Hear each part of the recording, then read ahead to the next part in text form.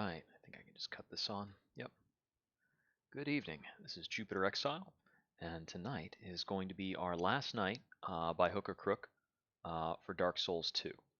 I don't plan to do any more of this particular run online.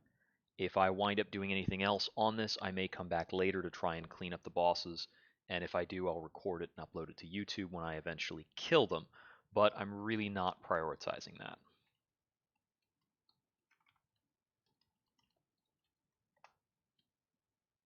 Just gonna let some people know that I'm online.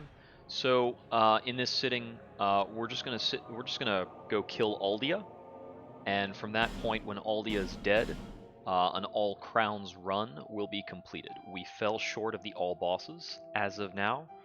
There are 4 bosses left apart from Aldia. Those bosses being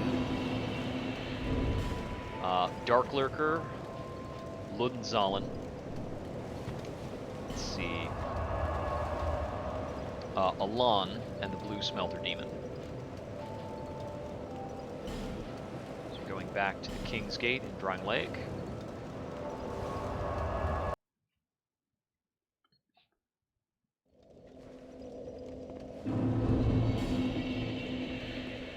And we'll just go with this current gear set. This is fine.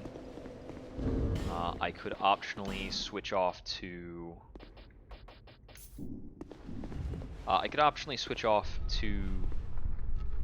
using maybe the fire resist ring. I can't remember if I need to down Nishandra again in order to get a shot at Aldia, or if I can just run back in and start fighting Aldia. I know that I don't need to fight the Throne Watcher and Throne Defender anymore.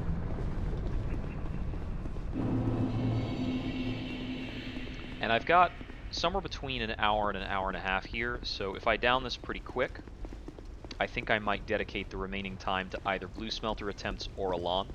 I did come up pretty close on the Blue Smelter Demon a couple of times. The last phase of that fight is just particularly daunting, quite difficult to get through.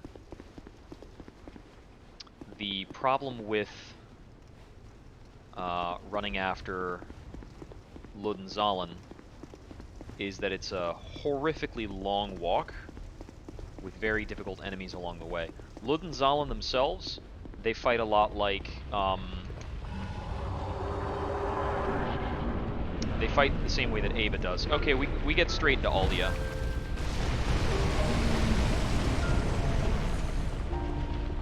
So we need to wait for him to do his teleport move that will cause him to...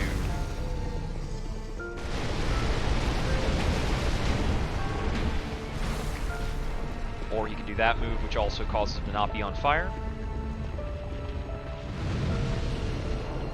I think what I'm going to do, since I got Telefrag last time, is while I'm determining where he's going to show up, I'm going to move into the spot where he just was.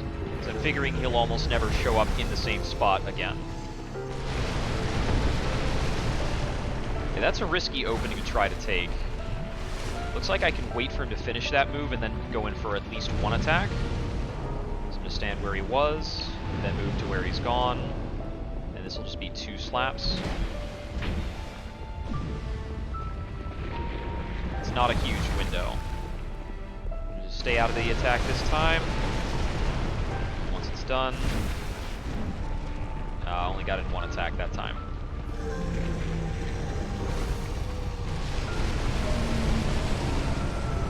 That attack is mostly a straight shot. It has some ability to curve, but not once it gets far away from the boss.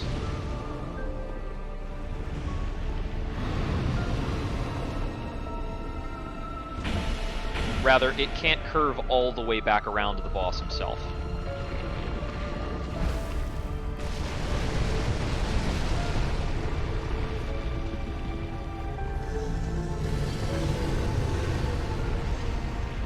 Multi-fireballs.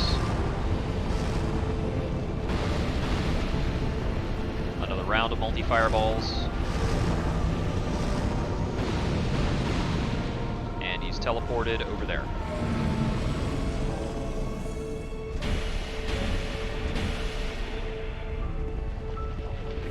Yeah, 3 hits is about the limit. And we can get 2 very, very meager hits when he does that move. dodge multi-fireballs. And this is the whole fight. It's very simple.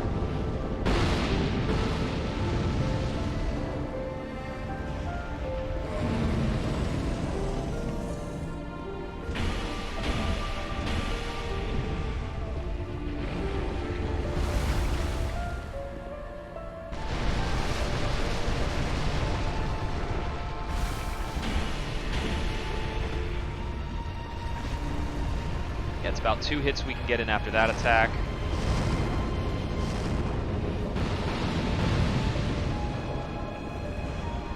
Near the end, he's going to turbocharge his fire, which is really just his way of making sure that we're respecting the mechanic. This a high defense build can stand in that fire and inflict a good bit of damage on the boss. Yeah, so there's him getting angry. Doesn't matter much to us because we're already avoiding his attacks perfectly fine. If we were ignoring the fire mechanic, from here on out the fire mechanic is unignorable. But yeah, certain builds that have very high fire resistance don't need to bother with it too much.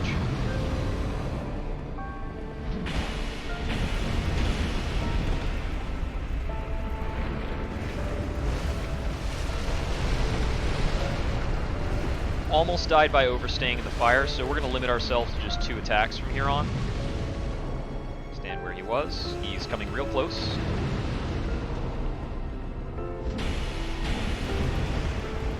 Took a little bit of burn there. This is the Firestorm Attack. I'm going to go in for just 1 hit on this. Yeah, it's about what we can afford on the Firestorm. Almost telefragged again. I wonder if he just prefers the middle now, because he hasn't gone back to the outside at all.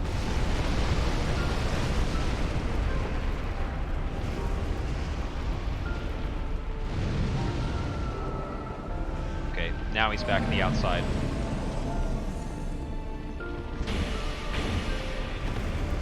Roll out as the fire's coming back.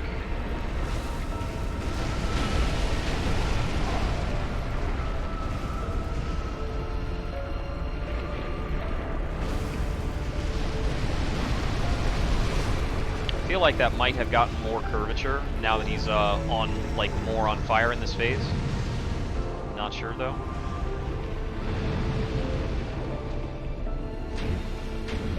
Okay, let's not get greedy. There's a Firestorm.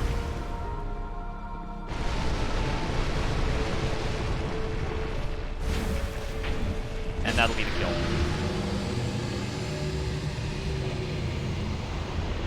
So that's just the really simple boss we had left to officially finish the game, so to speak. I watch everything and remain here patiently. The throne will certainly receive you, but the question remains: what do you want? Tell me. Light, dark, or something else entirely? So we can proceed here to link the flame, burning us in order to sustain it and return to an age of light. Or we can abandon the flame, which is my intent. We linked the fire in Dark Souls 1, but in Dark Souls 2, by this time we can acknowledge the futility of it. It is our desire instead, in our peasant garb with our crown, to escape the cycle. There is no path.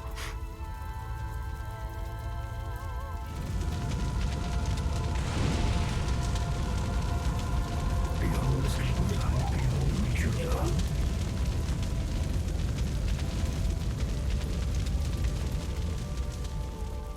One could possibly await us.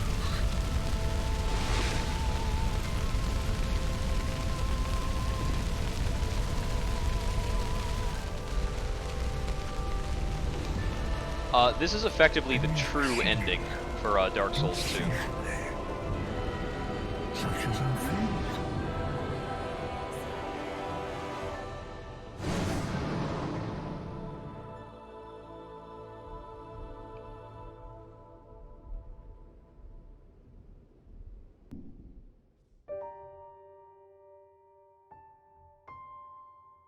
that will prompt the credits.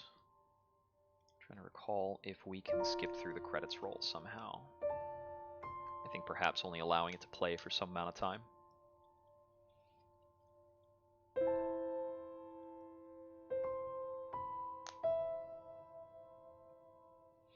Yeah, as for the design of Dark Souls 2 and the way things are kind of going, I do think there's a lot of weird hitboxes in the game.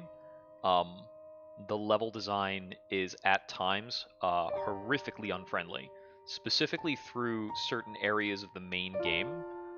You've got a lot of cases and situations which are not matched in Dark Souls 1, where there are groups of enemies, many of them becoming aggressive to you from around blind corners or from very, very far away. In Dark Souls 1, a lot of the design is set up that if you are proceeding at a measured pace, you are able to see at least half of the encounters before you actually encounter the enemies. You can usually see what they're doing. One of the only exceptions to this is like some of the very late game areas, you may not be able to see all the enemies. But that's kind of the situation in the early game areas of Dark Souls 2. Even in the Forest of Giants and the Bastille, you're constantly struggling with like large rooms full of enemies with archer support and bombs and traps and things. So in a lot of ways, it's a pretty exhausting game to play. Now, when the DLC came out, they actually had a change in directors. And we get back to a more interesting or intriguing design. You can see things from further out when you're playing through the DLC. You can anticipate and cope with more of the challenges in a lot of the areas that are in the DLC. Especially, there are some parts of Elon and some parts of the Sunken City that are very well telegraphed. Elon, you begin with by going through the area with half the enemies like frozen and locked away. Then you go back through it with the enemies unfrozen so that it's, stepping up. But you can tell where you need to go and what kind of things are going to be waiting for you there in a lot of cases just by looking around and looking out.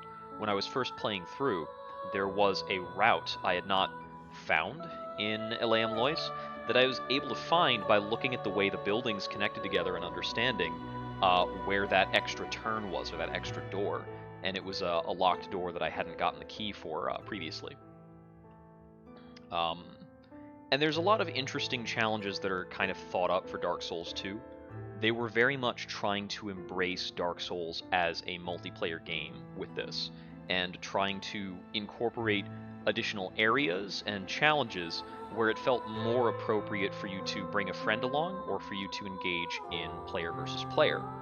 And there are some places in Dark Souls 3 that lean on this, but far fewer. But for Dark Souls 2, we've got, first of all, the arena that's unlocked after you've beaten the chariot, and naturally we didn't spend any time there. Arena is added to Dark Souls 1 in DLC after you've beaten Artorias. But in Dark Souls 2, that's part of the main game.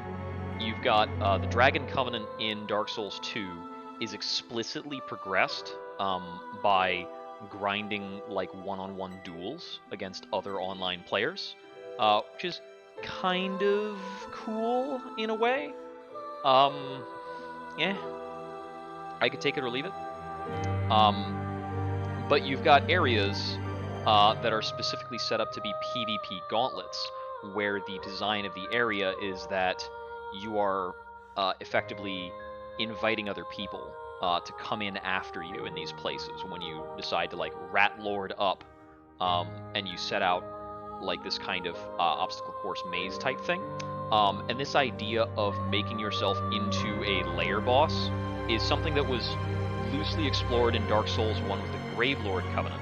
But that covenant is only accessible when you've gotten to the very end of the game. You can only become a Gravelord once you have gotten into the crypts and the Tomb of Giants. And you need to like get inside a specific crypt, and you're actually inducted by Gravelord Nito. So you have to join the covenant before killing Gravelord Nito. So it all is like fantastically complicated.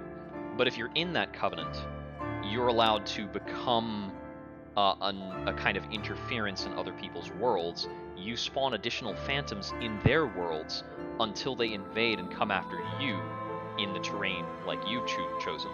So it's the same kind of you are becoming a boss of an area type of mechanic that they did a much better job on in Dark Souls 2. We didn't get to experiment very much with a lot of the different item combinations and the gear that's going on, but having 4 ring slots and the different way that hexes versus sorceries versus miracles are tuned in Dark Souls 2 creates a lot more build variety, and there's more that you can do. There are different boss weapons that lead into that we were not investigating as part of this run, but it's a nice healthy part of the game. So there's all that.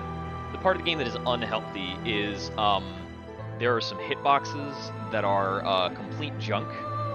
Enemy tracking in a lot of these cases is just completely, absolutely rude. And you've got this really unfortunate mix of enemies who are coming at you with polearms, attacking very proactively, and enemies that make a delayed attack, but they correct their delayed attack in response to your roll. So you're very much forced to use the roll in vulnerability windows. And that stuff eats away at the idea that Dark Souls is about being meticulous, planning, and being careful, which is, I think, what a lot of people appreciate within Dark Souls. It's that if you plan appropriately and you think about the problems that you're running into, you can find easier solutions to whatever you're up against, and you can like methodically make your way through and beat things. And certainly you can still do that here once you've like leveled it up, but the game is not designed to make that like your way through when you're first starting.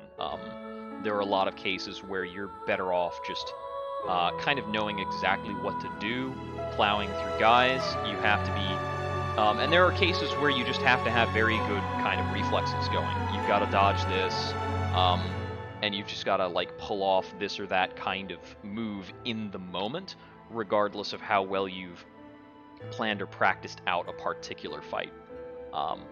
And Dark Souls 3 is more of a marriage of that, because definitely the moment-to-moment in Dark Souls 3 is tougher, but there are a lot of areas and bosses and things that are fairer in certain respects. So definitely the first Dark Souls, Dark Souls 1, is barely an action game. Dark Souls 1 is almost entirely about planning and understanding vulnerabilities. When you know what your enemies are weak to, know what weapons you have access to, know where to find items, you can coast through most of Dark Souls 1. Dark Souls 2 requires you to start getting good, because there are a lot of cases where you just have to reflex through it. There's no other way to beat the given challenge, because you'll come into a room and it's like, well, there are 6 guys who are all immediately angry at you. They're running at you, and preemptively dodging doesn't work against them because they follow you through that dodge, or they move up on you. Some of them have delayed attacks, some of them have preemptive attacks, so it just turns into a mess. I think Bloodborne is also a mix of those things, but it's much more on the aggressive side, and I think the best thing about Bloodborne is that there's never really a point where you can stat your way over the challenge of Bloodborne. And then, of course, Sekiro is just an action game. Like, you're not doing much else there. So, having beaten the final boss, Dark Souls 2 returns us to Majula. We don't actually get any souls for beating Aldia. We just kind of see the capstone. He doesn't even, like, drop Aldia's soul or anything like that. So that is, like, officially done. But we can still do a couple things. We can still run around and attempt stuff. We now have the option at the bonfire, begin Journey 2 to Drangleic, so we have choice over when we actually start the New Game Plus, and we can continue to run around in New Game for however long we choose to. And while I'm at that, I'm going to make a couple more runs at some of these skipped bosses. So, at current, there's just the 4 that haven't been killed, which is Elon, the Blue Smelter Demon, Ludenzalen, and the Dark Lurker. I'm going to work on Elon for a bit. If I clear out his hallway, I think I can actually beat Elon in a reasonable number of attempts, because he doesn't have a radial damage mechanic. And we've already done a lot of work regarding cleaning out his hallways, so... I'm going to keep swinging around the Blacksmith's Hammer. It is slightly more damaging than the Battle Axe. It has a little bit of a detriment compared to the Battle Axe in that it doesn't make sweeping attacks.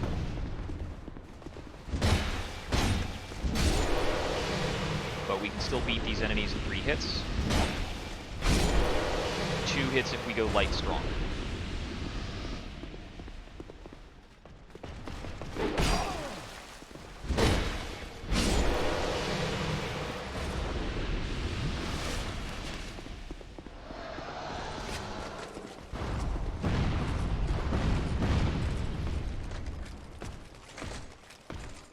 Alright, it's like, you got stuck on something, buddy?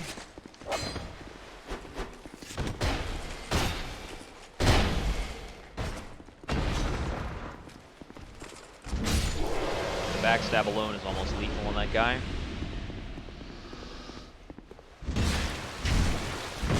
So I won't be starting up this tonight, but on Monday, we'll be moving into the Dark Souls 3 SL1.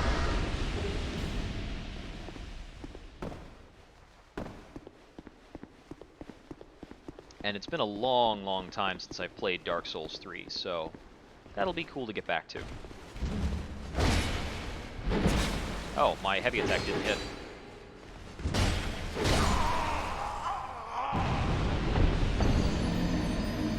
Alright, not sure how that happened, but oh well.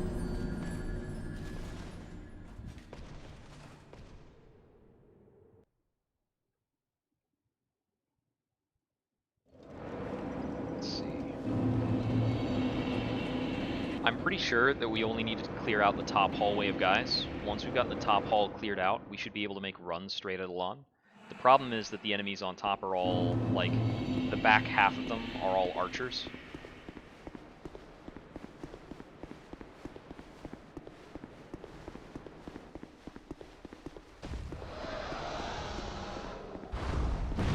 Okay, he's gone.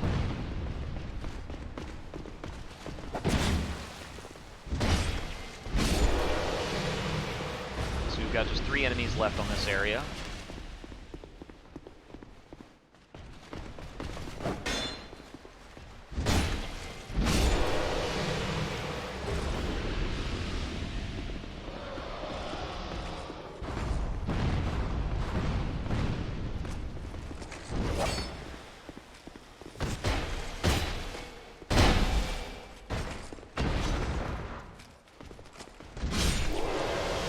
That guy's no problem.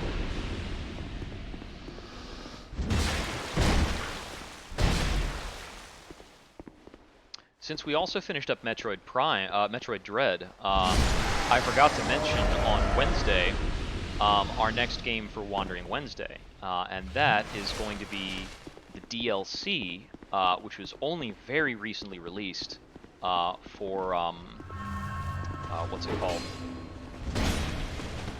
Space-time exploration game.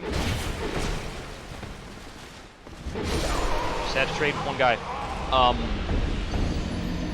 DLC that was recently released for Outer Wilds.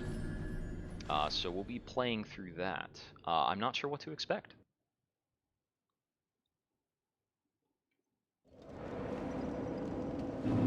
So it'll be pretty fun. Some sort of new mysteries. I'm wondering if they're going to give the game a new kind of ending capstone.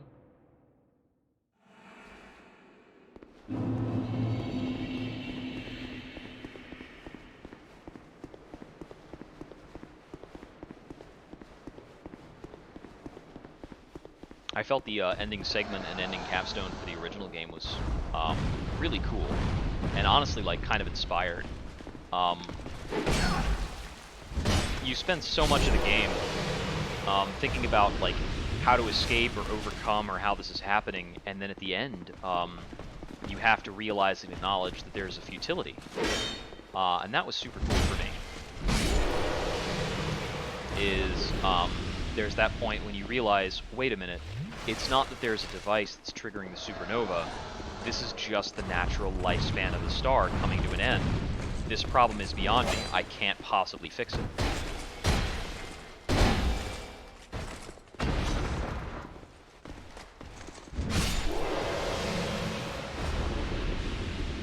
And from there, it's just a matter of closure.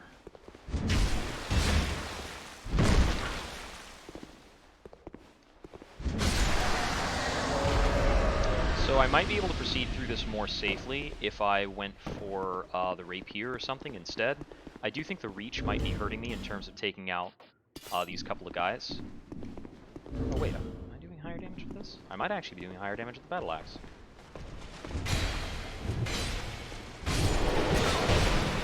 Ow, I got hit by an arrow from like a downtown.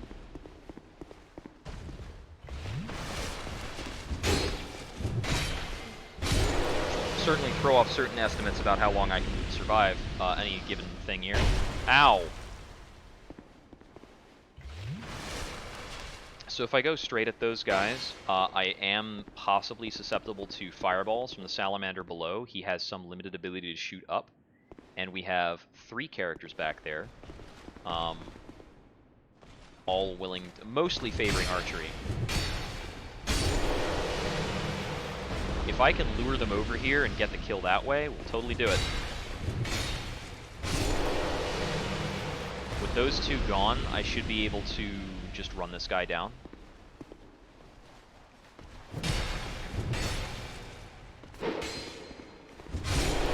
Have the stamina after running to do our standard setup, so we just did the backup there, which is just walk out of the way. Okay, so that's not too many guys that we need to kill. There's basically a dicey situation with the first 2, and then we can get into fight Elon. This is a fight we want to do locked. I don't remember his patterns very well.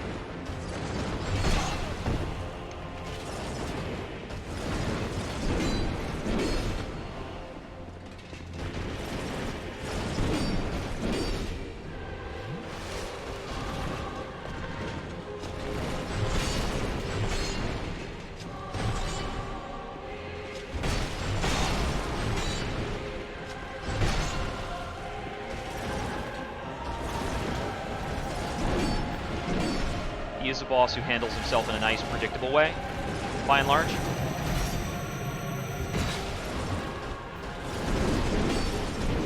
It's part of why he's popular with people trying to post absurdly high difficulty runs.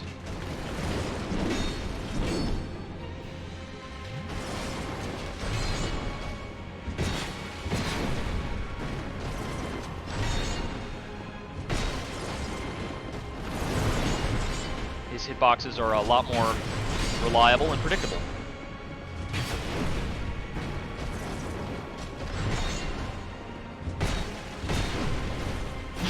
Ow.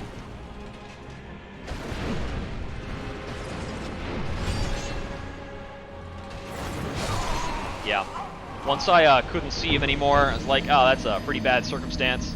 I needed to move out to the right and then dodge another attack. But yeah, so that was halfway through him. I could also try buffing my weapon before going in, but I don't think it's really necessary here. I got a bit better at the timing during that attempt.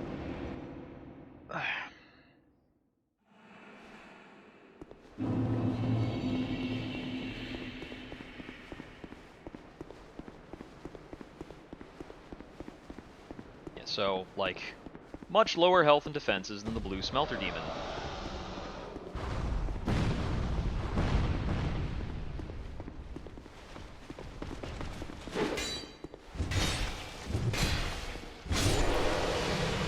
I may not be able to fight another boss ever again without comparing it to that blue smelter demon fight, man. It's just too much for me.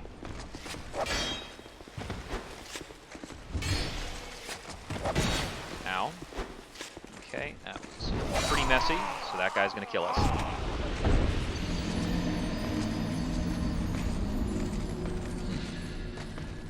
I definitely don't remember everything that these kind of lightning blade soldiers are able to do. Like, I didn't remember he could move that. He had like a forward motion slash like that.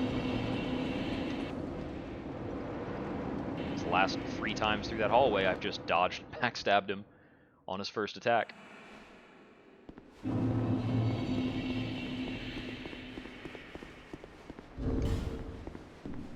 That's right. This configuration is like maximum damage sacrificing the 3rd dragon ring that I was using earlier. That's why it's got a higher damage readout than I was getting on, say, the Ivory King fight.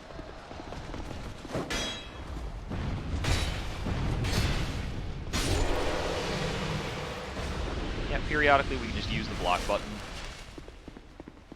Because if we can kill the other guy before his, like, cooldown of attacks ends, that's a legitimate reason to block. We'll just take the damage.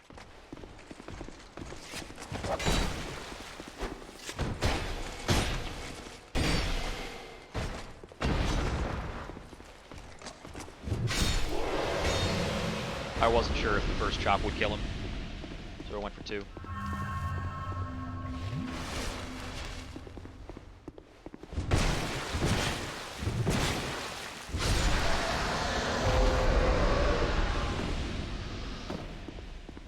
See, if we ever get to the point where the salamander dies, I think we still need to fight and kill that knight, but we can run straight at him instead, which might be a bit easier to work with. I think funneling them into this door... Okay, never mind. Funneling into that door did nothing for me. It's like, this might be good. No, it's just going to gum up my attacks.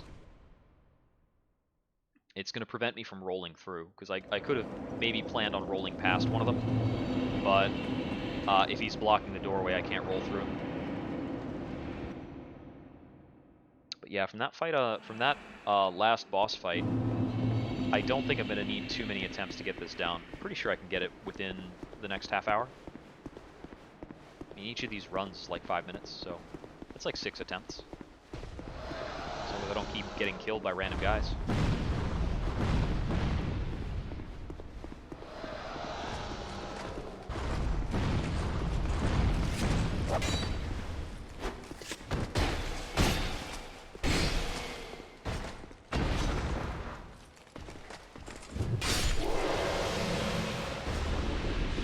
Ring selection for Dark Souls 3 is kind of interesting. So, Dark Souls 1 only got 2 ring slots, so that makes it pretty uninteresting. Dark Souls 2, we get up to 4 ring slots, which makes it a bit more interesting, but 2 of them are pretty much occupied with the Ring of the Embedded and the Flynn's Ring, which are so incredibly good on SL1. Like, we can't reasonably run something else.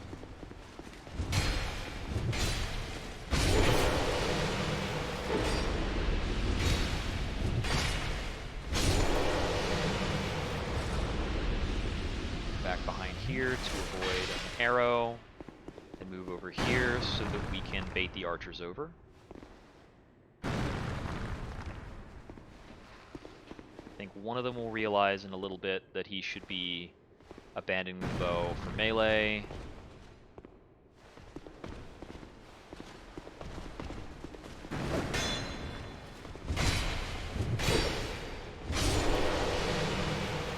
Now he's down, and this guy's going to come in.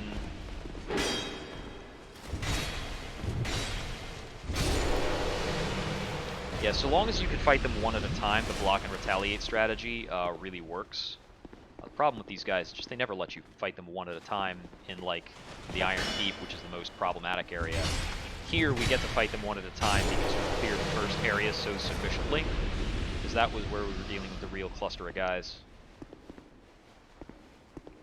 Okay. So yes, the nice thing about Elon is that his hitboxes are not like, super active. So he actually hits you when his sword swings and for not a lot of time after. So we don't have to focus on getting out through these weird areas. Ow. Just gotta dodge that attack mostly. Whew. Spicy.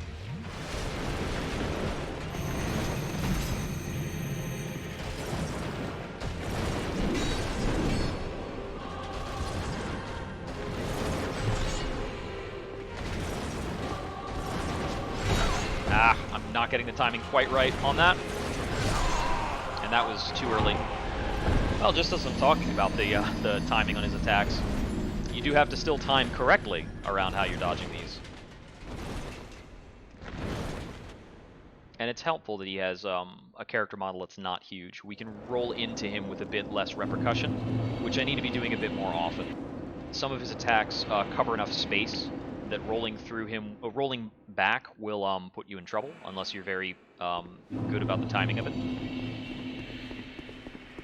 And there are other cases like the stab where you can roll back and not have a great opportunity because you'll have to run back in afterwards. So you want to be dodging to the right or forward. Back rolling is kind of a nervous habit that I bring into some of these fights. It works really, it's a really good habit against the Fume Knight. So certainly, like, you have to fight the Fume Knight a lot for a good long while, and that winds up teaching you some bad lessons,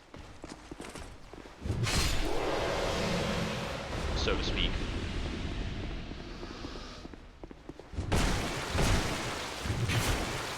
That's because the Fume Knight's hitboxes are actually absurdly active. One thing that's interesting is, in order to fight King Elon here, it is required that you've beaten the Fume Knight beforehand. But he's pretty much universally considered to be an easier boss between the two. I was trying to keep myself lined up with this pillar to avoid that kind of stuff. But if you're far back enough from the pillar, you won't be getting cover from it. Because there's archers on either side of it anyway, so they can just fire in at you. It's like a death triangle.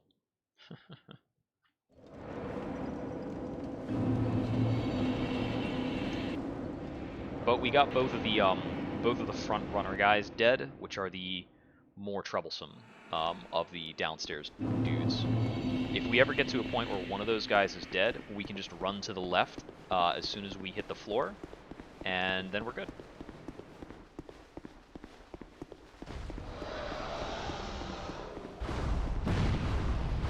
Looks like we've got the salamander here done, so we can face this guy a bit more head-on, which will be faster. And once he stops spawning, we can just run straight into the pit.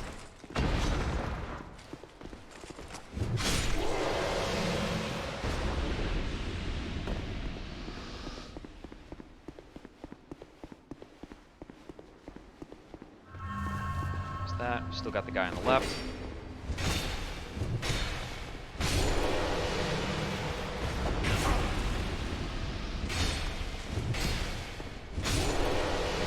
Time the archers actually didn't I didn't cross their aggro threshold, so they didn't care to come in. I believe this one here is already in the position where he's going to move forward at us. He's just going to fire a couple shots first.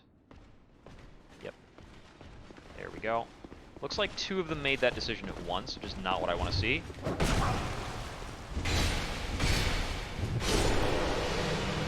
Okay, we got one of them to fall down. He will try to shoot at us from below, which is certainly dangerous.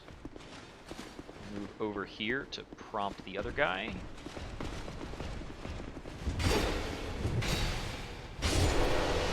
Okay, this will get me to the boss, so I'm just gonna run for the boss.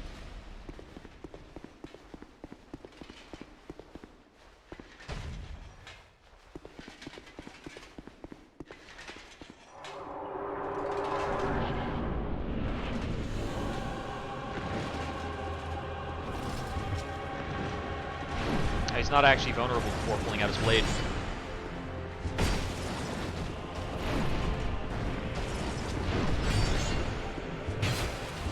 That swing will cross the entire stage for you, and the timing's a little bit variable. If you have enough distance, you can like wait until he's actually moving before you dodge. It's very convenient. He'll sometimes finish that out with a stab. If he's gonna stab on that, you need to like be ready to dodge it, of course.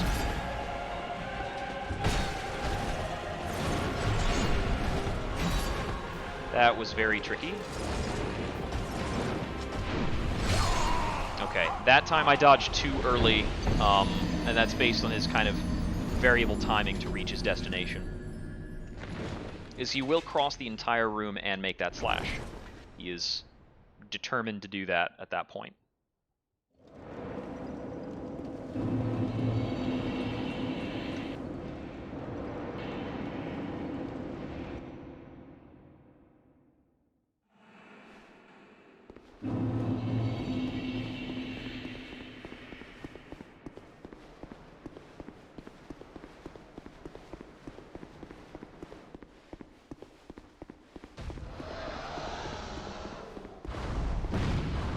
Okay, looks like we can just run through the middle now. We have to run left initially to make sure we don't get fireballed by the salamander on the right, but we're good. I don't need to kill the salamander on the right either. I can just move past it effortlessly. Okay, first guy's still here, so...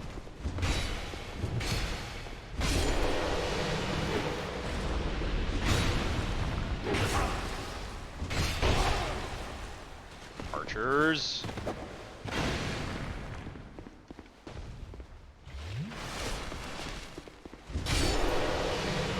Okay. Get on my little cubbyhole space on the left.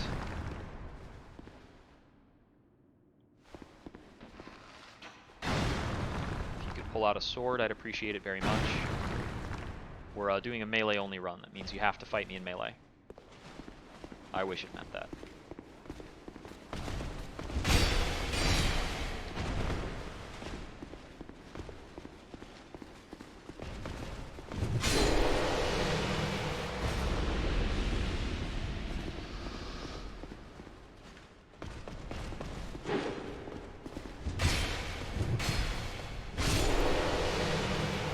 Okay, back to the fight.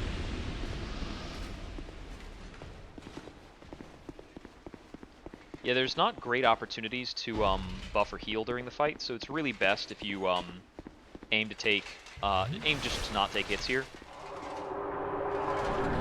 Because you might get like one heal off during the fight with Elon. Oh.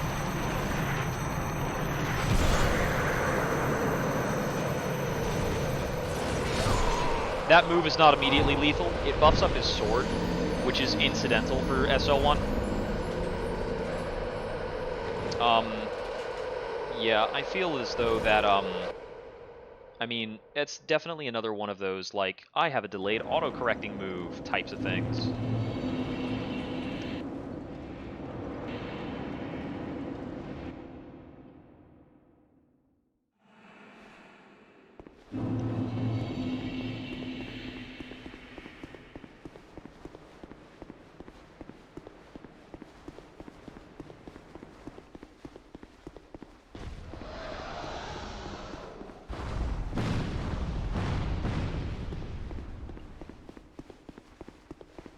I legitimately cannot remember if hardly anything in Dark Souls 3 has that kind of delayed auto-correcting attack that is basically omnipresent in Dark Souls 2. Oh, you didn't die. Okay.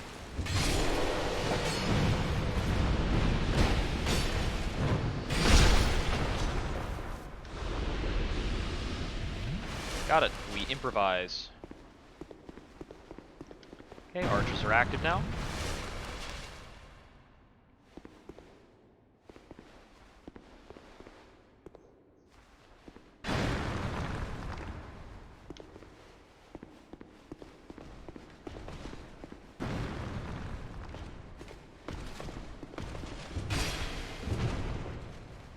Alright.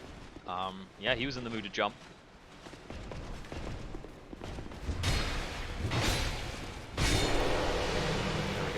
I definitely prefer if I can get these guys, you know, taken out permanently.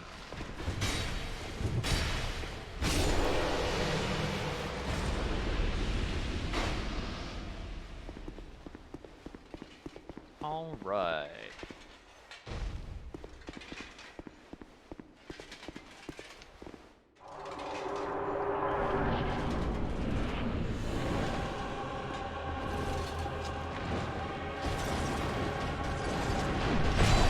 Ah, late.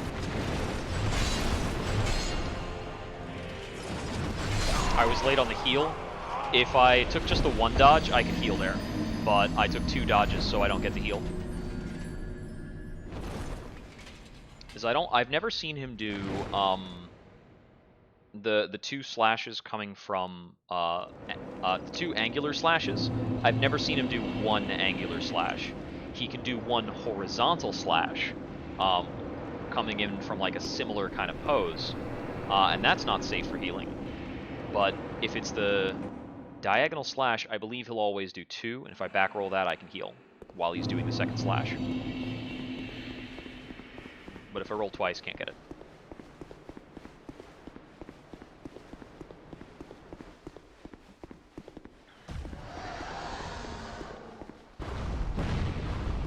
Yeah, as I'm doing the, so the Dark Souls 3 SL1, I'm expecting to take longer than these 2 runs I've been doing, because I've completed, prior to now, I've completed a Dark Souls 1, I've completed a Dark Souls 1 SL1, and I've completed a Dark Souls 2 SL1 before as well. So this is not really new territory for me, except a couple occasions. And it's actually a lot of the bosses I didn't manage to kill this time through. This last time I was doing this, I did not beat Blue Smelter, I did not beat Ludenzalen, I didn't beat Dark Lurker. But I did beat Elon last time, so this is trying to match up to the me of the past.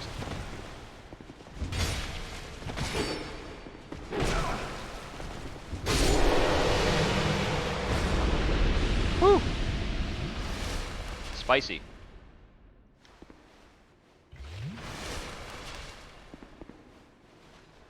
But Dark Souls 3, I haven't beaten at SL1.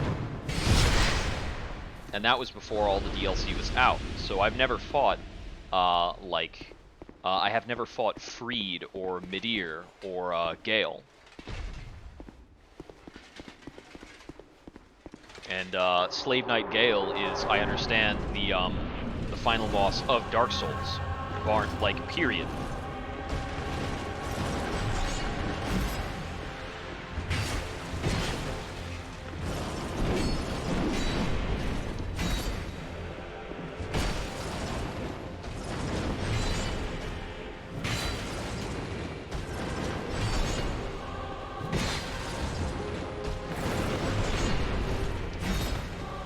Stamina's gone.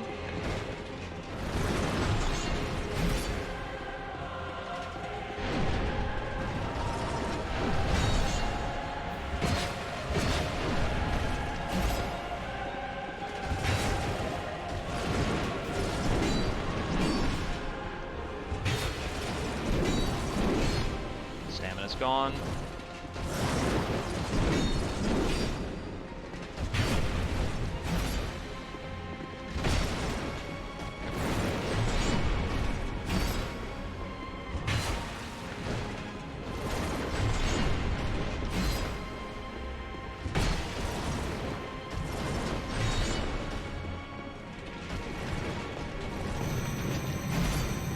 Delay stab.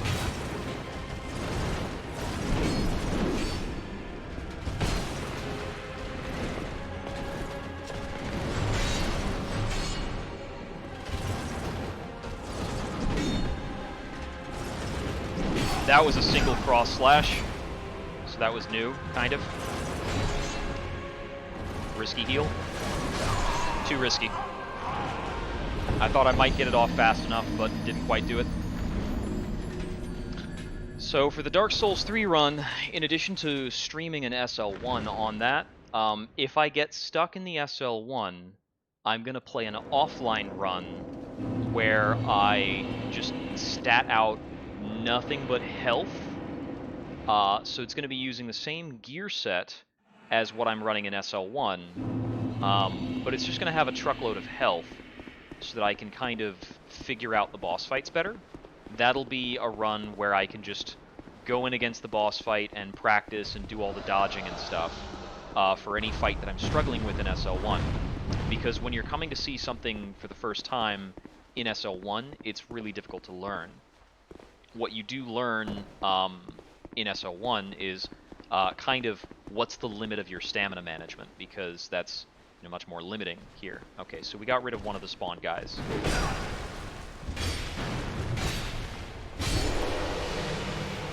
So I think there will be only maybe 1 or 2 more spawns of that guy left, and then we'll start whittling out the archers, because I found a successful archer strategy that is working really reliably, so we should be able to pretty much completely finish these guys off. I was hoping to kill him instead of just dropping him below. So that guy's going to be there. That guy's going to keep hanging out for several more runs. If I actually go down there after him, I'll wind up aggroing like 3 extra guys that I don't need to worry about.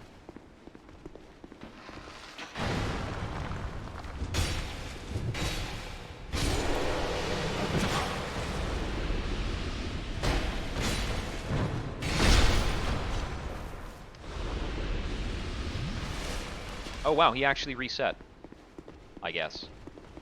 Or I miscounted. No, that was the guy. He reset. His health was still low. Sometimes their AI is not bright, so made it through.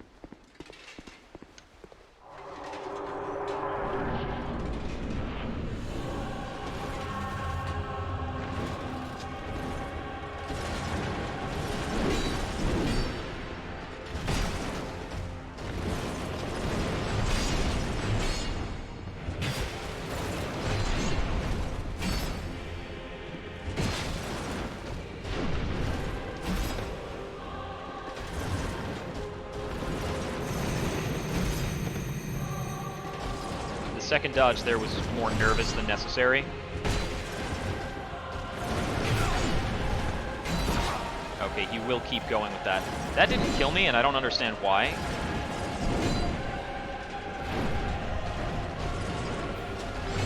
That was super early, but I guess it's okay.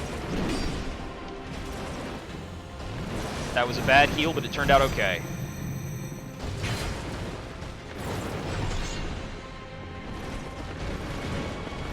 At this amount of health, there are several attacks he does that still one-shot me.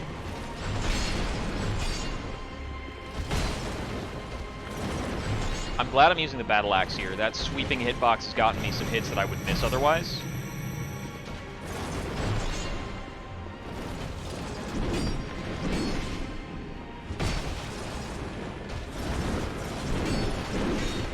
That was an unnecessary dodge that cost me hits.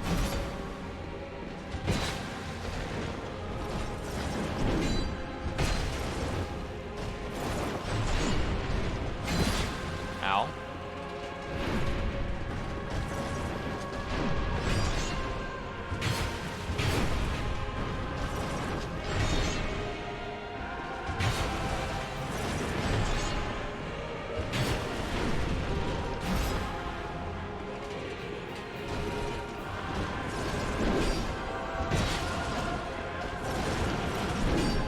Sometimes you can stand behind him and kind of frustrate him into making useless attacks. On a stagger, I'll take in 2 extra shots. 2 swings, I think I can heal. Made it.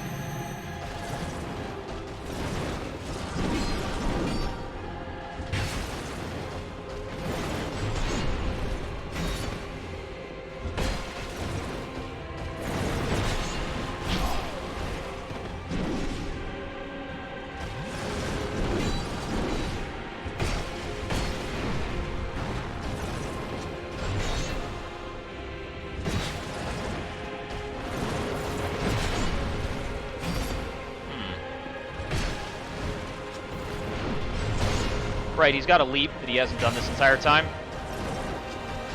But at least I knew about it.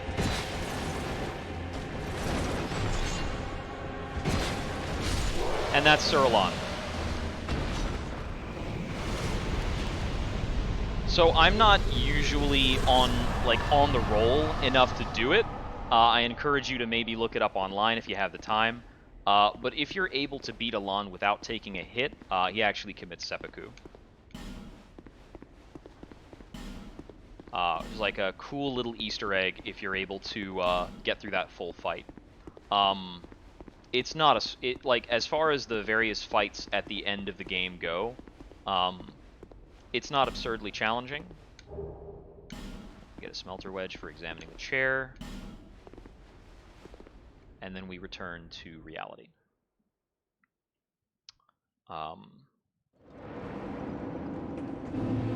Elon as a boss is like, he's just very predictable. His timings are very specific, and it's not like super persistent.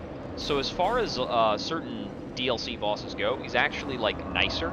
I still consider him to be an easier fight than the Fume Knight.